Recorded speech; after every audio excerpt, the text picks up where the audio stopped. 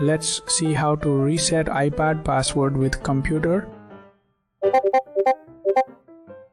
In the first step, open Settings. Later, tap on your profile, then select Find My option.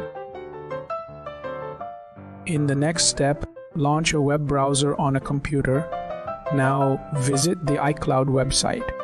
Now sign in using your Apple login. In the next step, click Find iPhone.